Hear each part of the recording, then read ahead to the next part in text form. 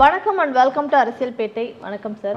Sir, பீகார்ல இந்திய கூட்டணி வந்து தன்னுடைய வாக்குறுதிகளை வந்து அனௌன்ஸ் பண்ணியிருக்காங்க. முன்னாடியே வந்து ஒரு சில வாக்குறுதிகளை வந்து சொல்லியிருந்தாங்க. கூடுதலாக இன்னும் நிறைய வாக்குறுதிகள் வந்து கொடுத்துருக்காங்க. ஆனால் இன்னும் வந்து இந்திய கூட்டணி சார்பாக எதுவுமே வந்து சொல்லப்படலை. முழுக்க முழுக்க வெற்றி வந்து நிச்சயமாக இந்திய கூட்டணிக்கு தான் அப்படின்றது தான் வந்து எதிர்பார்க்கப்படுது. வாக்குறுதிகள் பற்றி நம்ம நிச்சயமாக பேசணும்னு நினைக்கிறேன். குறிப்பாக வந்து அந்த வாக்குறுதிகள் பெண்களை மையப்படுத்தி தான் அவர் தேஜஸ்வி சொல்லியிருக்காரு. ஒவ்வொரு குடும்பத்துக்கும் கண்டிப்பாக ஒருவர் வந்து அரசு வேலை அப்படிங்கிறத வந்து அது வந்து காலக்கெடுவோட சொல்லியிருக்காரு. 2 ஆண்டுகளுக்குள்ளே வந்து நான் 20 மாதங்களுக்குள்ளே நான் வந்து வேலை கொடுத்துருவேன் அப்படிங்கிறத சொல்லியிருக்காரு. அதே மாதிரி பெண்களுக்கு வந்து 2500 மாதம் அப்படிங்கிற ஒரு நம்பர் சொல்லியிருக்காரு. இதெல்லாம் வந்து அங்கே சாத்தியமா அப்படின்னா பீகார் தமிழ்நாட்டுக்கு கம்பேர் பண்ணும்போது பீகார் பெற்றுக்கொண்டிருக்கக்கூடிய இன்றைக்கு நிலைமைக்கு பீகாருக்கு தரக்கூடிய ஒன்றிய அரசினுடைய நிதி அடிப்படையில் மிகவும் சாத்தியமே. ஏன்னா அது சமூக நலத்திட்டம் தான். நீங்கள் எந்த அளவுக்கு உட்கட்டமைப்பு திட்டங்களை மேம்படுத்த செய்கிறீங்களோ அதுக்கு ஈக்குவலாக நீங்கள் சமூக மேம்பாட்டு திட்டங்களில் இப்போ நீங்கள் செலவு பண்ணால் தான் சரியாக வரும். நீங்கள் பெண்களுக்கு இலவச பேருந்து விடுறீங்கன்னா பெண்களை ஃபஸ்ட்டு படிக்க வைக்கணும். படித்த பெண்கள் தான் வேலைக்கு வர முடியும், அல்லது உடல் உழைப்பு தொழிலாளியாக தான் அவங்க இருக்க முடியும். அதை தாண்டி அவங்க படிக்க வைக்கணும் அப்படிங்கிறது சமூக மேம்பாட்டு திட்டம். அதை நீங்கள் செய்ய ஆரம்பித்ததுக்கு பிறகு அதுக்கு அடுத்து அவங்க அடுத்தடுத்த ஸ்டெப் என்ன கொண்டு வருது, பக்கத்தில் அருகிலுக்கு நகரங்களுக்கு போய் வேலை பார்க்கணும். ஊர்லேயே வந்து வேலை பார்க்குறத விட நகரங்களுக்கு படித்த பெண்களுக்கு நகரங்களில் வேலை வாய்ப்பு இருக்கும், அங்கே போய் வேலை பார்க்கலாம். இந்த மாதிரியான விஷயங்களை ஏற்படுத்தணும். அப்போ வந்து அந்த உட்கட்டமைப்பு இப்போ தான் ஏற்படுத்திட்டு இருக்காங்க. பீகாருக்கும் உத்தரப்பிரதேசத்துக்கும் பார்த்தீங்கன்னா இந்தியா சுதந்திரம் அடைந்த காலகட்டத்தில் அதாவது பொருளாதார ரீதியாக தனிமனித வருமானம் இதெல்லாம் இருக்குல்ல, வறுமை கோடு இதெல்லாம் கணக்கில் இருக்கும்போது நம்மை விட பீகார் ஒருபடி முன்னாடி தான் இருந்தாங்க. நாம் அவர்களை விட கொஞ்சம் தாழ்ந்த நிலையில் தான் இருந்தோம். ஆனால் அதற்கு பிறகு வந்து தமிழ்நாடு கண்ட முன்னேற்றம் 67 திமுக ஆட்சி வந்ததுக்கு பிறகு கண்ட முன்னேற்றம்ங்கிறது வந்து பெரியது. ஆனால் பீகார் ஒரு இடத்துல தேங்கியே நிற்கிதுங்கிறது இருக்குல்ல, அந்த மாற்றத்தை வந்து தேஜஸ்வி தமிழ்நாடு போன்ற மாநிலங்கள் வந்து பார்க்குறாரு. எதை கொண்டு வரணும், எங்கேருந்து ஸ்டார்ட் பண்ணணும் அப்படிங்கிறத ஒரு பெரிய கனவோடு இருக்கிறார். அவருக்கு உறுதுணையாக காங்கிரஸ் இருந்தார்கள் என்றால் இது ஒரு நல்ல ஆட்சியாக அமையும். ஏன்னா அவர் சொல்லியிருக்கக்கூடிய விஷயங்கள் இதெல்லாம் வந்து பொதுவாக பெண்களை மையப்படுத்தியிருந்தாலும் அவர் பீகாரினுடைய வளர்ச்சி திட்டங்களை பற்றி நான் யோசிப்பேன். ஒவ்வொரு வீட்டுக்குமே 200 யூனிட் வந்து மின்சாரம். அதான் இதெல்லாம் வந்து மின்சாரம் இல்லாத நிலை அங்கே இருக்குது. நீங்கள் வந்து தமிழ்நாட்டில் சொல்ல முடியாது 200 யூனிட் 100 யூனிட் தர முடியும். ஏன்னா இங்கே மின்சாரம் இல்லாத வீடுகளே கிடையாது, கிராமங்களே கிடையாது அப்படிங்கிற நிலைப்பாடு இங்கே இருக்குது. அங்கே வந்து மின்சாரம் வந்து 70 விழுக்காடு தான் இருக்குது கிராமங்களில் அப்படிங்கிற ஒரு சூழல் இருக்குது பார்த்தீங்களா. அப்போ அவர் வந்து 200 தர முடியும். ஆனால் அதை விட கூடுதலாக அனைத்து கிராமங்களுக்கும் மின் வசதி ஏற்படுத்தணும். இது மாதிரி அடுத்தடுத்த வேலையெல்லாம் இருக்குது. மிகப்பெரிய ஒரு வேலை இருக்குன்னு வச்சுக்கோங்களேன். ஒரு திமுக ஒரு 50 ஆண்டுகளாக 60 ஆண்டுகளாக செய்த வேலையை அவரை வந்து எடுத்து போட்டு செய்ய வேண்டிய மிகப்பெரிய ஒரு கடமையில் இருக்கார். குறிப்பாக பாஜக அரசு தமிழ்நாட்டுக்கு போல் வந்து மாற்றாந்தாய் மனப்பான்மையோடு நடத்தாமல் அவர்களுக்கு கொடுக்கக்கூடிய நிதியை இப்போது வழங்கி கொடுக்கக்கூடிய நிதியை நமக்கு ஒன்றும் அதனால் நமக்கு பொறாமையெல்லாம் கிடையாது. நாம் அதிகமாக வரி கொடுக்குறோம், நமக்கு தர வேண்டிய பங்கு தரமாட்டேங்கிறாங்க, உரிமையோடு கேட்குறோம். அதே நேரத்தில் அடுத்தவங்க கொடுக்காத நம்ம சொல்ல முடியாது. அவங்களுக்கு கொடுத்தாங்கன்னா இந்த மாதிரி சொல்லக்கூடிய எல்லா விதமான இந்த வாக்குறுதிகளையும் வந்து அவர் நிறைவேற்ற முடியும் அப்படிங்கிறது ஒன்று. கூடுதலாக இந்த பீகார் ஆட்சி என்பது இந்த பாஜகவினுடைய அரசுக்கான முடிவுரை எழுதக்கூடிய ஒரு தேர்தலாக இருக்குதுன்னு தான் சொல்ல முடியும். ஏன்னா லல்லுவை வந்து மீண்டும் விசாரணைங்கிற பேரில் வந்து அவர்கள் வந்து ஆரம்பிச்சிருக்காங்க. இது எல்லாவற்றையும் பீகார் மக்கள் பார்த்துட்டு இருக்காங்க. அதுக்கான விடையை தேர்தலில் சொல்லிடுவாங்க. ராகுல் காந்தி அவர்களும் இங்கிலேருந்து பிரச்சாரத்தை வந்து ஆரம்பிக்கிறாங்க. அவருக்கான ஒரு வரவேற்பு அங்கே இருக்கிறத நம்மளால பார்க்க முடியுது. ஆமாம், ராகுலும் சரி தேஜஸ்வியும் வந்து 2 பேரும் இணைந்து அவங்க பிரச்சாரம் மேற்கொள்வதும் சரி. அதேமாரி அதாவது இந்தியா கூட்டணி மீதான நம்பிக்கை இந்த மக்களுக்கு. ஏன்னா நிதிஷ்குமார் என்ன மாதிரியான ஒரு பச்சோந்தி அரசியலை செய்தாருங்கிறது ஒட்டுமொத்தமாக தெரிஞ்சு போனது. இன்றைக்கு நிதிஷ்குமாருக்கு அடுத்ததாக அவருடைய வாரிசுகள்னு யாரும் அரசியல் இல்லை, அவருக்கு அடுத்த தலைவர்கள்னு யாரும் வந்து அந்த கட்சியை நடத்தக்கூடிய சூழல் இல்லை. இப்படியான சூழலில் ஒரு பலவீனமான தலைவராக நிதிஷ்குமார் இருக்கிறார். அவர் வந்து பாஜகவினுடைய கைப்பாவையாக எப்படி இங்கே எடப்பாடி இருக்கிறாரோ அது மாதிரி வந்து நிதிஷ்குமார் இருக்காருங்கிறத உண்மை. அவர் மீது வந்து மக்களுக்கும் சரி அவருடைய தொண்டர்களுக்கும் நம்பிக்கை இழந்த மாதிரி ஒரு சூழலில் தான் இருக்குது. அதனால் அது வரக்கூடிய செய்திகள் தேர்தலுடைய முடிவுகள்லாம் வந்து தேஜஸ்வியினுடைய முதல்வராகக்கூடிய ஒரு வாய்ப்புகளை பிரகாசமாக தெரிகின்றன. சார், இந்த எஸ்ஐஆர் பிரச்சனை வந்து கடந்த ஒரு வாரமா வந்து ஓடிட்டே இருக்கு. இன்னைக்கே வந்து அதுக்கான மீட்டிங்லாம் ஆரம்பிச்சிருக்கு. தேர்தல் அதிகாரிகளோட அங்கீகரிக்கப்பட்ட கட்சியை சார்ந்தவர்களோட ஒரு மீட்டிங்கும் போயிட்டு இருக்கு. இதுக்கிடையில இதை பத்தின டிஸ்கஷன்ஸ் எல்லா சேனலுமே போறதையும் வந்து பார்க்க முடியுது. அதுல பாத்தீங்கன்னா அதிமுகவுடைய செய்தி தொடர்பாளர் வந்து நேற்று அந்த எஸ்ஐஆர் பத்தின டிஸ்கஷன்ல வந்து அவர் பயன்படுத்தின வார்த்தைகள், அவர் பேசின விதம் வந்து எல்லாருக்கும் மிகுந்த ஒரு கோவத்தை கொடுத்துருக்கு அப்படின்னு தான் சொல்லணும். ஏன்னா பட்டியலினத்தவர்களை வந்து இழிவுபடுத்தி பேசக்கூடிய வகையில் அவருடைய பேச்சு வந்து இருந்திருக்கு. அதாவது எஸ்ஐஆருக்கு அதிமுக ஆதரவு கொடுக்குது அப்படின்னா அவங்களுமே வந்து பிற்படுத்தப்பட்ட மக்களை வந்து வெறுக்கிறாங்க, அவங்க வேணாம் அப்படின்ற மாதிரி நினைக்கிறாங்களா? பட்டியலின மக்களுடைய வாக்குகளாகவே அதன் காரணமாகவே 2016 வரை வெற்றி பெற்று கொண்டிருந்த ஒரு அரசியல் கட்சி அதிமுக. தமிழ்நாட்டை அதிக முறை அவள் ஆட்சி செய்த காரணம் பட்டியலின மக்களுடைய வாக்குகளை வந்து கையில் வச்சிருந்தது தான். 2016 ஜெயலலிதா மறைவுக்கு பிறகு 2017 வந்து திமுகவுடைய செயல் தலைவர் அவருடைய பொறுப்புக்கு வராரு. அந்த அந்த பல்வேறு இடைத்தேர்தலை சந்திக்கிறாரு. அதற்கு பிறகு 2019 ஒரு தேர்தலில் அவரை பார்க்குறாங்க. அவரை பார்த்ததுக்கு பிறகு அப்படியே அதிமுக தரப்பில் இருந்த பட்டியலின மக்களுடைய வாக்குகள் திமுக தரப்புக்கு மாறிடுச்சு. இந்த ஒரு காரணத்தை வந்து அவர்களால் ஏற்றுக்கொள்ளவே முடியல அதிமுகனால. அந்த வெறுப்பு இருக்குது பார்த்தீங்களா, அது 2021 பொது தேர்தலையும் சரி, 2024 3 பொது தேர்தல்களில் 2019 21, 24 3 பொது தேர்தல்களில் அவர்களால் வந்து மீட்டெடுக்கவே முடியல. கழுதை தேய்ந்து கட்டருமான கதைங்கிற மாதிரி மீண்டும் மீண்டும் வந்து அதிமுகவுடைய வாக்கு வங்கி வீழ்ந்து கொண்டே போகிறது. அவர்களுக்கு வந்து இலகுவாக கிடைத்து கொண்டிருந்த இந்த பட்டியலின மக்களுடைய வாக்குகள் வந்து அவர்கள் தெளிவான முடிவெடுத்து திமுக பக்கம் போயிடுச்சுங்கிறத அவர் மீட்டெடுக்க முடியலைங்கிறதையும் உணர்ந்து கொண்டனால அந்த பட்டியலின மக்கள் மீது வன்மத்தோடு தான் பேசுகிறார். பேசியவர் யாருன்னா அந்த கட்சியினுடைய செய்தி தொடர்பாளர். ஒரு தனியார் தொலைக்காட்சியில் ஒரு விவாதம் நடக்குது.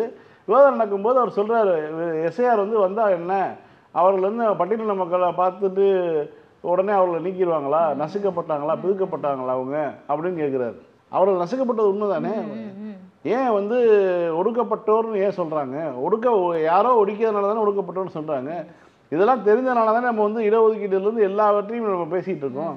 இந்த இவ்வளோ தூரம் வந்து நாகரிகம் வளர்ந்து விட்டு இந்த காலகட்டத்திலையும் கூட ஒரு பண்ணையார் மனப்பான்மையோடு ஒருத்தர் பேசுகிறாருன்னா அவருடைய கட்சி தலைமை வந்து எந்த அளவுக்கு இருந்தது. ஏன்னா எடப்பாடி மேலேயே வந்து ஒரு போலீஸ்கார் குற்றம் சொன்னார். அவர் எடப்பாடி அமைச்சராக இருக்கும்போது ஒரு பட்டியலத்தை சேர்ந்த ஒரு காவலர் வந்து 2 வீலரில் போயிருக்காரு, டிவிஎஸ் 50 இத்தனைக்கும். அதுக்கே கூப்பிட்டு எடப்பாடி அடித்தார் அப்படின்னு சொல்லி அவர் இன்னைக்கு நக்கீரனில் வீடியோ இருக்குது. ஏன்னா எடப்பாடியே அவ்வளோ சாதிய விரோதமாக நடந்து கொண்டார். அவர் வந்து புகார் சொல்கிறாரு காவலர், நான் வந்து நீ எப்படா நீ அப்படின்னா வண்டியில் உட்காந்துட்டு போகலான்னு சொல்லி அடிச்சிருக்காரு. அதான் இது வந்து எடப்பாடி பழனிசாமியை பற்றி அவர் வந்து செய்த வேலையை பற்றி ஒரு காவலர் குற்றம் சொல்லிய வீடியோ இன்னைக்கு இருக்கு. அதே அந்த இதில் இருக்கக்கூடிய அடுத்த செய்தி தொடர்பாளர் இருக்கக்கூடியவர் எப்படி இருப்பார்? அதாவது இவர்களுடைய குணமே வந்து மிக மிக ஒரு மட்டகரமான இதுதான். ஆதிக்க மனப்பான்மையோடு பேசுறது. கிராமங்களில் வந்து குறிப்பிட்ட தொகுதி வந்து இந்த கம்யூனிட்டிக்கு இது வந்து பட்டியலத்தை சேர்ந்தவர்கள் வந்து நிற்க வேண்டிய தொகுதி அப்படின்னு சொல்லி பிரித்தாங்கன்னா அந்த தொகுதியில் இருக்கக்கூடிய அந்த கவுன்சிலராக இருக்கக்கூடிய அந்த நபர் வந்து என்னவா இருப்பார்னு பார்த்தீங்கன்னா ஒரு அதிமுகவுடைய நகர செயலாளர் வீட்டில் ஏதாவது கார் தொடங்கி விட்டுருப்பாங்க. கேட்டால் ஒரு கவுன்சிலர்னு சொல்லுவாங்க. அப்போ அதிமுகங்கிற கட்சி என்ன மாதிரியான இருக்குது, அது கிட்டத்தட்ட ஒரு ஆர்எஸ்எஸ்னுடைய இன்னொரு வடிவமாக மாறிடுச்சுங்கிறத வந்து இந்த செய்தி வந்து நமக்கு எடுத்து காட்டுது. நம்மளும் இந்த நிகழ்ச்சியின் வாயிலாக சொன்ன அந்த நபருக்கு வந்து வன்மையான கண்டனம் தெரிவிக்கணும். சார், நேற்று வரைக்கும் மழை வந்து இருந்துகிட்டே இருந்தது. என்ன இப்போனா எங்கேயுமே வந்து தண்ணி தேங்கலை, யாராலையுமே வந்து ஃபோட்டோ வீடியோ எடுத்து போட்டு அதை பற்றி பேசுகிறதுக்கு விமர்சனம் பண்ணுறதுக்கான வாய்ப்பே வந்து அமையல. ஸோ இப்போ என்ன எடுத்துகிட்டு இருக்காங்க அப்படின்னா ஏதாவது ஒரு தெருவில் வந்து மேடு பள்ளமாக இருக்குது அப்படின்னும் பொழுது அதை வந்து ஃபோட்டோ எடுத்து போடுறது, அதை மாதிரியான விஷயங்கள் வந்து பண்ணிட்டு இருக்காங்க. அதாவது அவங்களுக்கு எதுவுமே மாட்டலன்னு அடுத்து வந்து இப்போ தரையை வந்து ஃபோட்டோ எடுத்து போடுறதுக்கான இடத்துக்கு வந்துட்டாங்க. எப்பயுமே இவர்களுக்கு வந்து அரசியல் கட்சிகளுக்கு எதிர்கட்சி அதாவது ஆளுங்கட்சியை விமர்சனம் செய்கிறது ஒரு வாடிக்கையாக இருக்கும். ஆனால் அந்த விமர்சனம் செய்வதை வந்து எந்த இடத்துல வந்து நீங்கள் விமர்சனம் செய்யணும், எப்படி எந்த மாதிரியான நேரத்தில் விமர்சனம் செய்யணும்னு சொல்லணும். ஒரு மழைக்காலத்தில் ஒரு பேருந்து நிலையத்தில் பேருந்து சுற்றி வேலைகள் நடந்துகிட்டு இருக்கக்கூடிய ஒரு பேருந்து நிலையத்தில் போய் ஒரு ஃபோட்டோ எடுக்கிறது, அது சகதியாக இருக்குது அப்படின்னு சொல்லி இதை வந்து பண்ணுறது. அதே மாதிரி வந்து மழைக்காலத்தில் தண்ணியை ஓடிக்கிட்டு இருந்த பகுதி, கடந்த முறை மழை பெய்த போது பெருவெள்ளம் வந்தபோது மழை பெய்த தண்ணி இடுப்பளவு தண்ணி இருந்த இதில் வந்து இப்போ வெறும் ரோடு தான் இருக்குது. அந்த ரோடு வந்து வண்டி ஓட்டிகிட்டு போக முடியல, அங்கங்கே சின்ன சின்ன பள்ளமாக இருக்குது. அப்படின்னு சொல்லி அதை ஒரு செய்தியாக ஆக்குறது. ஏனென்றால் இவர்களால் தண்ணி நிற்குதுன்னு சொல்ல முடியல. இந்த ஆட்சி காலத்தில், உங்களுடைய ஆட்சி காலத்தில் தண்ணி நிற்குது அப்படின்னு சொல்ல முடியல. நேற்று முன்தினம் தொடங்கிய மழை, இந்த புயல் கரையை கடந்திருக்கு இல்லையா, இந்த நேற்று முன்தினம் தொடங்கிய இந்த மழை வந்து இப்போ நேற்று சாயந்தரம் வரைக்கும் வந்து 26 சென்டிமீட்டர் 26 சென்டிமீட்டர் மழை பெய்யுது. சென்னையில் எங்கேயும் தண்ணி தேங்கலை. ஒரு சுரங்க பாதையிலுமே வந்து 22 சுரங்கப்பாதையும் அதாவது மழை பெய்துட்டு இருக்கும்போது கூட இயங்கிக்கிட்டே தான் இருந்தது, மூடி வைக்கப்படலை. 22 சுரங்கப்பாதையும் இயங்கிட்டு தான் இருந்துச்சு. அப்படியான ஒரு சூழலில் 26 சென்டிமீட்டர் மழை பெய்தும் தண்ணி எங்கேயுமே தேங்கலைங்கும் போது இந்த செய்தி வெளியில் வந்தால் மக்கள், படித்த மக்கள் மத்தியில் தெரியும்ல, கடந்த ஆண்டு எவ்வளோ மழை பெய்ஞ்சிச்சு, 15 சென்டிமீட்டர் மழை பெய்தால் 20 சென்டிமீட்டர் மழை பெய்ஞ்சாலும் தண்ணி நின்றுச்சு எடப்பாடி ஆட்சி காலத்தில், இப்போ எப்படி அப்படின்னு சொல்லி மக்கள் வந்து அதெல்லாம் யோசிப்பாங்க இல்லையா, டேட்டா எடுத்து பார்ப்பாங்க இல்லையா. அப்போ தான் வந்து அடுத்த இன்னொரு போல் மார்க்கு இப்போ தூக்கி வைக்கணும் அப்படின்னு சொல்லி என்ன பண்ணுறாங்க, இப்போ வந்து ரோடு வந்து பள்ளமாக இருக்குது. தமிழ்நாடு அரசினுடைய இல்லை கார்பரேஷனுடைய சாலை பணிகள் திட்டத்தில் வந்து மெயின்டெனன்ஸ் அண்ட் ரிப்பேருங்கிறது என்னென்னா, இந்த மாதிரி வந்து இதாகிடுச்சுன்னா மழை நின்னோன்னு தான் அந்த பள்ளத்தை சரி பண்ண முடியும். மழை பெய்யும் பொழுது தார் சாலைகள் சிதிலமடைகிறது இயற்கையான விஷயம். அதான் சொன்னால இதுக்கு மாற்றி செய்யணும்னா ஒன்றிய அரசு இதுக்கு வந்து ஒட்டுமொத்தமாக இந்தியா முழுக்க சாலை பணிகளை அமெரிக்கா மாதிரி வந்து நீங்கள் வந்து 10 அடி ஆழத்துக்கு நீங்கள் சிமெண்ட்டில் போட்டுட்டு அதுக்கு மேலே தார் சாலைகளை போடணும். அந்த சாலைகள் வந்து 100 ஆண்டு 150 ஆண்டு 200 ஆண்டுகள் வரைக்கும் தாங்கக்கூடிய அளவில் இருக்கும். அதுக்கு வந்து என்னென்னா இப்போ ஆகிற செலவு மாதிரி வந்து 10 மடங்கு 20 மடங்கு கூடுதலாக ஆகும். 100 கோடி ரூபாய்க்கு ஒரு ரோடு போடுறாங்கன்னா அது வந்து 2000 கோடி ரூபா ஆகும். ஆனால் வந்து அந்த சாலை வந்து நீங்கள் 100 வருஷம் 200 வருஷம் இவங்க கேட்குறாங்க பார்த்தீங்களா, என்ன மழை அடித்தாலும் புயல் அடித்தாலும் உடைந்து போகாத சாலைகள், ஓட்டை விழுகாத சாலை, அப்படி ஒரு சாலை போடணும்னா அவ்வளோ ஆகும். அதுக்கு வந்து இந்தியா முழுக்க வந்து அதுக்கான இது வந்து ஒன்றிய அரசு தான் பண்ணணும். நம்ம தமிழ்நாட்டில் இருக்கக்கூடிய நிதியை வச்சுக்கிட்டு இவங்க கொடுக்கக்கூடிய நிதியை வச்சு இந்த மாதிரி சாலை பணிகள்லாம் மேற்கொள்ள முடியாது.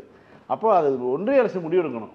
அதை அவங்க சொல்லிட்டு செஞ்சிட்டாங்கன்னா அது மாதிரி ஒட்டுமொத்தமாக வந்து காங்கிரீட் சாலைகளை அமைத்து அதுக்கு மேலே தார் பூசி நம்ம வந்து அமெரிக்கா மாதிரி வந்து நல்ல ஒரு அற்புதமான சாலைகளை இது பண்ணலாம். அதுக்கு செய்ய வேண்டியது வந்து ஒன்றிய அரசு, நிதி ஒதுக்க வேண்டியது ஒன்றிய அரசு. நம்ம நிதி ஒதுக்கி நம்ம தமிழ்நாடு அரசு செய்தாலும் அதை வந்து கணக்கீட்டு செய்து அதை ஏற்றுக்கொள்ள வேண்டியது ஒன்றிய அரசு தான். இது எல்லாமே இருக்குது இல்லையா. அதெல்லாம் இப்போ மழை பெஞ்சு தண்ணி நிற்கலை, சுத்தமாக சென்னையில் தண்ணி நிற்கலை, உடனே வந்து சென்னை சாலைகள் வந்து மோசமாக இருக்குன்னு அடுத்த ஒரு இது பைத்தியக்காரங்களா. இவ்வளோ 26 சென்டிமீட்டர் மழை பெஞ்சா எந்த சாலையும் மோசமாக தான் ஆகும். சரி பண்ணுறதுக்கு தான் அரசு இருக்குது. நீ கொஞ்சம் வீட்லேயே வெளியில் சுத்தாது. ஆமாம், ஸ்கூல் பிள்ளைங்க ஒரு பாலத்தில் தண்ணி நிற்குது, சும்மா தண்ணி மழை தண்ணி தேங்கி நிற்குது, அது கொஞ்ச நேரத்தில் வடிஞ்சிடும், மழை பெஞ்சிட்டு இருக்கு. ஸ்கூலுக்கு போகிற பிள்ளைங்க ஷூ நனைஞ்சிரும்னு சொல்லி பாலத்துடைய சைடில் இருக்க கம்பியை பிடிச்சி கிராஸ் பண்ணுறாங்க. மற்றவங்க நடந்து போகிறாங்க, அவன் காலளவு கூட தண்ணி இல்லை, செருப்புக்கு மேலே தான் தண்ணி இருக்குது. மாணவர்கள் அவலம்னு சொல்லி எடுத்து போடுறாங்க. அந்த பசங்க வந்து ஷூவை கலட்டி கையில் பிடிச்சிட்டு கிராஸ் பண்ணி போய் ஷூவை போடுறதுக்கு சோம்பேறித்தனம் பட்டுக்கிட்டு விளையாடுத்தனமாக கம்பியை பிடிச்சி நடந்து போகிறாங்க. அதை வீடியோ எடுத்து செய்தியாக போடுறாங்க. அதாவது என்னென்னா, அரசுக்கு மேலே குறை சொல்லணுங்கிறது ரைட்டு, குறை சொல்ல வேண்டியது கடமை தான். ஆனால் பொய்யாக ஒரு விஷயத்தை உருவாக்கி அல்லது அபத்தமான ஒரு விஷயத்தை, மழை பெஞ்சால் சாலைகள் வந்து வண்டல் மண் சேரும், வண்டல் மண் சேர்ற இடம் வந்து பள்ளமாக தெரியும், மேடாக தெரியும். அதுக்கப்புறம் வந்து நிர்வாகம் மழை நின்னோடனே வந்து இன்றைக்கி வெயில் அடிக்குது, நாளைக்கு வெயில் அடிச்சா நாளைக்கு சரி பண்ணி விட்டுற போகிறாங்க. இவ்வளவு தூரம் நீ வந்து போய் அப்படி என்ன பண்ணுற, நீ போய் நீ வந்து விஜயில் இதில் மீட்டிங்கில் போய் தான் போய் உயிரை பணையம் வைக்கிற, நீ என்ன பண்ணுற நீ? சார், திருச்செந்தூர் கோவில் சூரசம்ஹாரம்ல மக்களுடைய கூட்டம் வந்து அதிகமாக இருப்பதாகவும், தமிழ்நாட்டில் பார்த்திங்கன்னா இத்தனை மக்கள் வந்து கோயிலுன்ட்டு கோயிலுக்கு சுற்றுறாங்க. ஆனால் இவங்க என்னென்னா அரசு துணை முதலமைச்சர் வந்து சனாதனத்தை எதிர்த்து வந்து பேசிகிட்டு இருக்காங்களே, ஆனால் இங்கே பாருங்கள் மக்கள் வந்து எந்த அளவுக்கு பக்தியாக இருக்காங்கன்ற மாதிரி சங்கிகள் கதறிட்டு இருக்காங்க சார். அதாவது ரொம்ப நாளாக நடக்குதுங்க. மதுரையில் வந்து அழகர்கோவில் திருவிழா நடக்கும், அதை டாப் ஆங்கிள் ஃபோட்டோ கிடச்சி வடநாட்டுக்கு போயிடுச்சுன்னா அவங்க பார்த்துட்டு எந்த ஊரில் மதுரை தமிழ்நாடு, ஐயோ இப்படியா சாமி கும்பிட்றாங்க, நாங்கள் அவங்க யாருமே சாமி கும்பிட மாட்டாங்கன்னு நினச்சோம் அப்படின்னு நினச்சி ஒன்று போடுவாங்க. அப்புறம் ஒரு அம்மா வந்துச்சு, ராமேஸ்வரம் போயிருக்கு, சென்னையிலேருந்து கார்லேயே பைக் காரு, எங்கே பார்த்தாலும் யாரும் வந்து விபூதி வச்சுருக்காங்க, எல்லோரும் வந்து ஃபோட்டோ வச்சுருக்காங்க, அது கோயிலுக்கெலாம் போகிறாங்க, ஆனால் இந்த ஊரில் வந்து பிஜேபி ஒன்று கூட ஜெயிக்க முடியலையே அப்படின்னு சொல்லி புலம்பி ஒரு ட்வீட் போட்டுருந்துச்சு. இப்போ பார்த்தீங்கன்னா இந்த சூரசம்ஹாரத்தை பார்த்துட்டு இப்படிலாம் இருக்குது, ஆனால் வந்து இந்த மாநிலத்தில் தான் சனாதனத்தை தர்மத்தை ஒழிக்கிறேன்னு ஒருத்தர் வந்து கிளம்புறாரு, இதெல்லாம் நியாயமா, நான் வந்து இன்றைக்கி தான் அங்கே ஜெயிச்சிருவோம் அப்படின்லாம் பேசிக்கிட்டு இருக்காங்க. அதாவது பிரச்சனை என்னன்னா, இவங்க சொல்கிற இடம் பூரா மதுரையில் திமுக ஜெயிச்சிருச்சு, இவங்க சொல்கிறக்கூடிய இடத்துல. அதே மாதிரி பழனி கோயிலை பார்த்துட்டு பழனி தைப்பூசத்தை பார்த்து கதறுவாங்க, அதுலேயும் திமுக ஜெயிச்சிருச்சு. ஆறுபடை வீடு முருகன் வீடுக்கு சொல்லுவாங்க இல்லையா, அறுபடை வீட்லேயும் திமுக தான் ஜெயிச்சிருக்கு. திருச்செந்தூரில் இவங்க இப்போ போட்டாங்கள ஃபோட்டோ, அங்கேயும் திமுக தான் ஜெயிச்சிருக்கு. அதாவது சாமி மலையா பழமுதி சோலையா இவங்க எதெல்லாம் சொல்கிறாங்கல்ல, அறுபடை வீடுன்னு சொல்கிறாங்கல்ல, அறுபடை வீடும் வந்து திமுக தான் ஜெயிச்சிருக்குங்கிறது தான் உண்மை. இப்படியான ஒரு சூழலில் இவர்கள் வந்து கதறிக்கிட்டே இருக்க வேண்டியது தான். கதறு அப்படின்னு தான் நம்ம இவங்களை திரும்ப சொல்லணும். சார், ட்ரம்ப் வந்து அசர்ற மாதிரியே தெரியல சார். அவர் வந்து ரொம்ப ஸ்ட்ராங்காக எங்கே போனாலுமே வந்து இந்தியா பாகிஸ்தான் போர் வந்து என்னால் தான் நிறுத்தப்பட்டதுன்னு சொன்னார். இப்போ ஜப்பான் போயிருக்கார், அங்கேயுமே அதே தான் சொல்கிறேன். 7 அழகான விமானங்கள் வந்து தகர்க்கப்பட்டது அப்படின்றதெல்லாம் வந்து சொல்லிட்டு இருக்காரு. ஆனால் ஜி வந்து அதுக்கு எந்த ரெஸ்பான்ஸும் கொடுக்குற மாதிரி இல்லை. கூடுதலாக அவர் சொன்ன இன்னொரு விஷயம் வந்து, கூடிய சீக்கிரமே இந்தியாவோட வந்து வர்த்தகத்தை நான் வந்து துவங்க போகிறேன், என்னுடைய நண்பர் ஒருத்தர் இருக்காரு ரொம்ப நல்லவர் அப்படின்ட்டு அவரே பேசியிருக்காரு. இதை போட்டுறாரு, நீ என் சைடு வந்துடக்கூடாது, நிதியம் போட்டு வைக்கிறாரு. நேற்று நைட்டு இந்த பேச்சு வெளியாயிருச்சு. காலையில் இவங்க ஒரு பிளான் பண்ணாங்க. உடனடியாக வந்து ஜனாதிபதி நீங்கள் உடனே கிளம்புறீங்க அப்படின்னு சொல்லி ரஃபேலில் ஏற்றி உட்கார வச்சு சிந்தூருக்கு வெற்றியின் இது வந்து நம்ம கொண்டாடுறோம் அப்படின்னு அந்த அம்மா பாவம் ஏற்றி உட்கார வச்சு ஒரு ரவுண்ட் அடித்து இறக்கி விட்டுருக்காங்க. அதாவது இந்த பக்கம் வந்து இவ்வளோ பெரிய இந்த செய்தி வந்துடும் அப்படிங்கிறதுக்காக செய்தியை மறைப்பதற்கு என்ன பண்ணணும்? இப்போ மோடியும் ரஃபேல் போக முடியாது, ஏற்கனவே போயிட்டாரு. அப்போ என்ன ஜனாதிபதி தான் போகாத இல்லை, அந்த மாதிரி தூக்கி உட்கார வைங்க, ஒரு ரவுண்ட் அடிங்க அப்படின்னு ரவுண்ட் அடிச்சுட்டு ஆப்ரேஷன் சிந்தூரனுடைய வெற்றியை வந்து கொண்டாடும் வகையில் வந்து இந்த மாதிரி போயிருக்காங்க அப்படின்னு. மயில்சாமி தனுஷ்லாம் ஒரு படத்தில் பஸ் ஸ்டாப்பில் நிற்பாங்க தெரியுமா, அப்போ மயில்சாமி பேண்ட்டை அவுத்து விட்டுருவாங்க. அது மாதிரி சம்பவம் தான் வந்து வாரம் வாரம் வந்து ட்ரம்ப் பண்ணிகிட்டு இருக்காரு. நம்ம ஜிஏ என்ன பேசினாலும் சரி, எப்போ பேசினாலும் சரி, பாகிஸ்தான் போர் தெரியுமா, இவங்க கூட ஒரு 5 விமானத்தை இழந்தாங்களே, அந்த போர் நான் தான் நிப்பாட்டினேன். இப்போ நம்பர் வேற கூட்டிகிட்டே போகிறாரு. இப்போ 7 விமானம் ஆக்கிட்டாரு. இவருக்கு இத்தனை முறை சொல்லிட்டாரு, இது 30 கடந்துருச்சு, 40 தடவை 41 தடவை வந்துருச்சு. கவுண்டிங் வேறு நம்ம மிஸ் பண்ணிட்டோம் இடையில. என்ன இவர் எப்போ பார்த்தாலும் இதை சொல்லிக்கிட்டே இருக்காரு. 7 அழகான விமானங்களை இழந்துட்டாங்க, அப்புறம் நான் தான் தலையிட்டு நிப்பாட்ட வேண்டியதாகி போச்சு அப்படின்னு சொல்லி சொல்லியிருக்காரு. இவருக்கு பயந்துக்கிட்டு தான் வந்து மலேசியாவுக்கு வேற போகாமல் இருந்தார். அப்போ இவருக்கு இன்பமான சுற்றுலா பயணத்தை வந்து இது பண்ணிட்டு இருந்தார். ஏன்னா அங்கே பார்த்தா ட்ரம்ப் வராரு, அங்கேயும் ஏதாவது சொல்லிட்டு வரோன்னு இந்த பிரச்சனை. ஆனால் பார்த்தீங்கன்னா இதில் வந்து இடி விழுந்த மாதிரியே இருப்பாங்க, கருத்தே சொல்ல மாட்டாங்க. இந்தியாவுடைய வெளியுறவு கொள்கையை கேவலப்படுத்துறது ஒரு நாடு. இன்னைக்கு இத்தனைக்கும் அமெரிக்கா வந்து வலுவான நாடு கிடையாதுங்க. 30 வருஷத்துக்கு முன்னாடி இருந்த மாதிரியோ 15 வருஷத்துக்கு முன்னாடி இருந்த மாதிரியோ அமெரிக்கா இன்றைக்கு வந்து பொருளாதார ரீதியாகவோ எந்த வகையிலையுமே ஒரு வலுவான நாடு இல்லை. நீங்கள் விண்வெளியிலையும் சரி எல்லா வகையிலையுமே வந்து சைனா முன்னாடி போயிட்டாங்க, ரஷ்யா முன்னாடி போயிடுச்சு, எல்லாம் ஈக்குவல் ஆயிடுச்சு. இந்தியா கூட வந்து அதுக்கு அவர்களுக்கு ஈக்குவலாக போயிட்டாங்க. இப்படியான சூழலில் நீ இவர் எதுக்காக பயப்படுறாரு, யாருக்காக பயப்படுறாருன்னு தெரியல. போகிற மானம் வந்து இந்தியர்களுடைய மானம், அவர் மானம் போனால் பரவாயில்ல, இந்தியர்களுடைய மானம் போகுதுங்கிறது தான் உண்மை.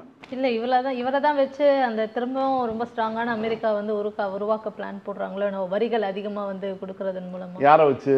மோடி அவங்கள மாதிரி ஆட்களை வந்து பயன்படுத்தி தான் திரும்ப என் கெத்தை கொண்டு வரணுன்ற. அதாவது இந்தியர்களுடைய வரி பணம்ங்கிறது வந்து அவங்க அமெரிக்காவை பொறுத்த சொற்பம் தான்.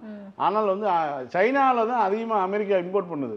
ஆனால் அவங்களுக்கு வந்து வரியில் வந்து இந்த அளவுக்கு போடல, மிரட்டிட்டு தான் இருக்கானே தவிர போட மாட்டேங்கிறாரு. அப்போ யார் இளிச்சவாயர்னு நல்லா தெரியுது அவருக்கு, ட்ரம்ப்புக்கு. இளிச்சவாயரை பார்த்து பண்ணிட்டு இருக்காரு. இவர் தான் முடிவெடுக்கணும். சார், மழை வந்து பெய்ய ஆரம்பிச்ச உடனே வந்து எடப்பாடி வந்து விவசாயிகளை போய் சந்திச்சதெல்லாம் வந்து பார்க்க முடிஞ்சது. ஒரு நாடகத்தை போட்டு அசிங்கப்பட்டாரு. அதேதான், அந்த நாடகத்தை பற்றி தான் இப்போ நம்ம பேச போகிறோம். நெல் கொள்முதலை வந்து கவனிக்கணும், பார்க்கணுன்ட்டு. ஆனால் இதில் என்ன ஒரு பியூட்டினா, ஒன்றிய அரசால் வந்து விவசாயிகளுக்கு எதிரான சட்டங்கள் திட்டங்கள்லாம் வரும்போது அதுக்கும் வந்து ஓகே சொன்னவர் தான் வந்து எடப்பாடி. அதை மறந்துட்டு இப்போ வந்து அங்கே போய் அங்கே நின்றார் அவர்.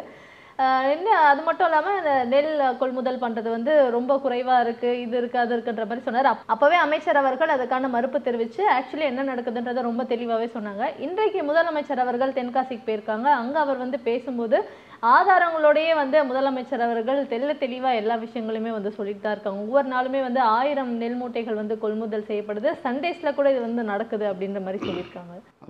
அதாவது இவர்களுக்கு விளக்கம் சொன்னால் இன்னொரு பொய்யை சொல்லுவாங்க. நம்ம இந்த மழை வேற மாதிரி தான். மழை இப்போ தண்ணி தேங்குது, தண்ணி அதாவது எடப்பாடி 21 பிரச்சாரத்தில் என்ன சொன்னார், நான் பார்த்துருக்க வேலைக்கு சென்னைக்குள்ள ஒரு சொட்டு தண்ணி தேங்காதுன்னு சொன்னார். அதே ஆண்டே வந்து கடுமையான மழை வந்தது. அதுக்கு அடுத்த ஆண்டு வேலைகள் தொடங்கி வேலை பார்த்துட்டு இருந்தாங்க. 23 மிக கடுமையான மழை வந்தது. அதற்கு பிறகு வந்து அரசு வந்து சொன்னாங்க நாம் 20 சென்டிமீட்டர் வரைக்கும் தாங்கக்கூடிய அளவில் வேலை பார்த்துருக்கோன்னு சொல்லி. நேற்றைக்கு 26 சென்டிமீட்டர் நேற்றை மட்டும் நேற்று முன்தினம் தொடங்கி நேற்று வரைக்கும் நம்ம 24 மணி நேரத்தில் ஒரு 26 சென்டிமீட்டர் மழை பெய்தது. சென்னை நகரம் வந்து எந்த மாதிரி பிரச்சனை இல்லாமல் இருந்ததுங்கிறத நம்ம பேசணும். அப்போ வந்து அடுத்த கட்டமாக வந்து இன்னொரு வேலைக்கு போயிட்டாங்க. உடனே ரோடு சரியில்லைன்னு சொல்லி போயிட்டாங்க. இப்போ ரோடு சரியாக போட்டால் வந்து லைட் இல்லைம்பாங்க, ஏதாவது ஒன்று கேட்டுகிட்டே இருப்பாங்கன்னு வச்சுக்கோங்களேன். ஆனால் இந்த மாதிரி வந்து குறை சொல்வது, விமர்சனம் செய்வது எதிர்கட்சியை செய்யும்போது அமைச்சர்கள் பதில் சொல்கிறாங்கல்ல, அதை வந்து எத்தனை முறை வந்து இது பண்ணியிருக்கிறது. இப்போ ஒரு அம்மாவை கூட்டிகிட்டு வந்து அவங்க நட்ட நெல்லாம் முளைச்சிருச்சுன்னு சொன்னாங்க. அடுத்த நாள் துறைமுகத்தில் போகும்போது பார்த்துட்டு சொன்னார், அந்த அம்மா வந்து இப்போ விசாரித்தேன், அந்த அம்மா இப்போ தான் நெல் போட்டிருக்காங்க, இன்னும் அறுவடையே அந்த அம்மா செய்யலை, இப்போ தான் அவங்களுடைய நிலத்திலேயே அது நெல் முளைச்சிருக்கு, அதுக்குள்ளே இங்கே உணர்ந்து போட்ட நெல் முளைச்சிருச்சுன்னு சொல்லி ஒரு நாடகத்தை போட்டாருன்னு சொல்லி சொன்னாங்க. அதற்கு பதில் இல்லை. இப்போ இந்த மாதிரி வந்து வாங்குறது கம்மியாக வாங்குறாங்கன்னு சொன்னாங்க. உணவுத்துறை அமைச்சர் நேரடியாக ஸ்பாட்டுக்கு போய் வந்து சொல்லிட்டாரு, அதற்கும் பதில் இல்லை. முதலமைச்சர் அதான் இன்றைக்கி தென்காசியில் பேசும்போது சொல்லியிருக்காரு, துரோகமும் வஞ்சகமும் மட்டும்தான் இவருக்கு வேலை. இவருடைய வரலாறுன்னு பார்த்தீங்கன்னா துரோகம் வஞ்சகம் ரெண்டும் தான் இருக்குது, இது தாண்டி எந்த வரலாறு எதுவும் கிடையாதுங்கிறது வந்து போட்டு சொல்லியிருக்காரு. இப்போ எடப்பாடி பழனிசாமியை பொறுத்த வரைக்கும் இந்த தமிழ்நாட்டை மீண்டும் ஆட்சி பொறுப்புக்கு வரணும், அதிகாரத்தை கைப்பற்றணும், அதுக்கு அந்த மாதிரிலாம் ஒரு எண்ணமே அவருக்கு இல்லை. அவரை பொறுத்த வரைக்கும் அமித்ஷா கும்பல்கிட்ட வந்து மோடி கும்பல்கிட்ட வந்து எப்படி எஸ்கேப் ஆகணும், அதுக்கு என்னென்னலாம் வழி பிறக்கும், அது வந்து ஜோசியக்காரரை பார்த்து 2029 தேர்தலுக்கு அப்புறம் தான் உங்களுக்கு விடிவு காலம் இருக்குங்கிற மாதிரி கேட்டிருப்பாரு, என்னன்னு தெரியல. அவர் பேசக்கூடிய சொற்கள் எல்லாமே பார்த்தீங்கன்னா அவர் யாரையும் சேர்த்துக்கவும் மாட்டேங்கிறாரு. அவரும் வந்து பார்த்தீங்கன்னா வந்து தனித்து வந்து நிற்கக்கூடிய துணிச்சலும் கிடையாது. இந்த மாதிரியான சூழலில் தான் அவருடைய இது இருக்குது. அதனால தான் முதலமைச்சர் தெளிவாக சொல்லியிருக்காரு, நீ சசிகலாவுக்கு துரோகம் பண்ணீங்க, நீ யார் ஓபிஎஸ்க்கு கூட சேர்த்து துரோகம் பண்ணீங்க, டிடிவி தினகரன் துரோகம் பண்ணீங்க, எல்லாத்துக்கும் துரோகம் பண்ணீங்க, உங்களுடைய வரலாறு எடுத்து பார்த்தால் அது துரோகமும் வஞ்சகமாக தான் இருக்கும் அப்படிங்கிறது ஒன்று. குறிப்பாக இன்றைக்கி வந்து இந்தியன் எக்ஸ்பிரஸில் வந்து ஒரு செய்தி வந்திருக்குது. தமிழ்நாடு உள்ளாட்சி நகர நிர்வாகத்துறையில் வந்து நகராட்சி நிர்வாகத்துறையில் வேலைக்கு ஒரு 2400 சில்லற பேரை வந்து வேலைக்கு எடுத்தாங்க.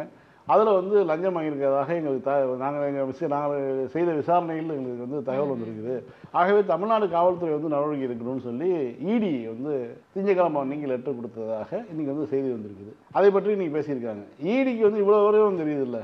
அப்புறம் இடி நேரடியாகவே ஒரு வழக்கை ECIR போட்டிருக்கீங்கல்ல, அதை வந்து நீங்கள் வந்து ப்ரொசீட் பண்ணலாம்ல, நீங்கள் அல்லது ஒரு சார்ஜ் ஷீட் ஃபைல் பண்ணலாம்ல. ஏப்ரல் மாதம் நடத்தின ரைடு தானே அது.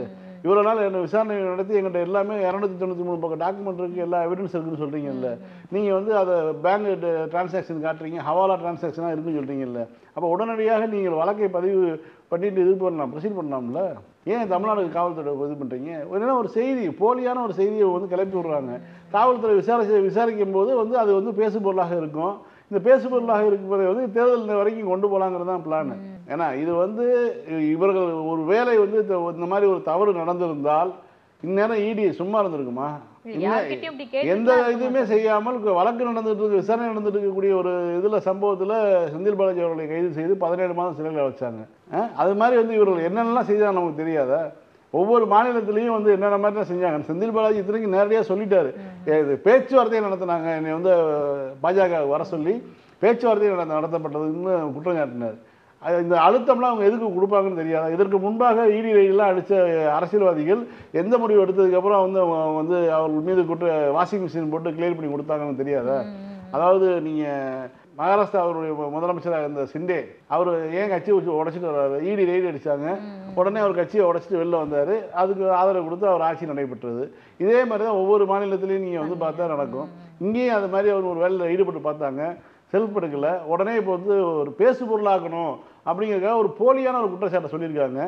இந்த குற்றச்சாட்டுகள்லாம் உண்மையாக இருக்கும் பட்சத்தில் இடி அமைதியாக இருக்காங்கிறது சாதாரண ஒரு தமிழ்நாடு அரசியலை கவனிக்கக்கூடிய ஒரு எளிய குடிமகனுக்கு கூட புரியும். அதனால் ஈடியோடைய இந்த பூச்சாண்டிலாம் வந்து இங்கே பலிக்காதுங்கிறது தான் உண்மை. ஃபைன் சார், திரும்ப நாளைக்கு இதே நிகழ்ச்சியில் சந்திக்கலாம். மீண்டும் நாளை மாலை 6:30 மணிக்கு அரசியல் பேட்டை நிகழ்ச்சியில் சந்திக்கலாம். நன்றி. நன்றி.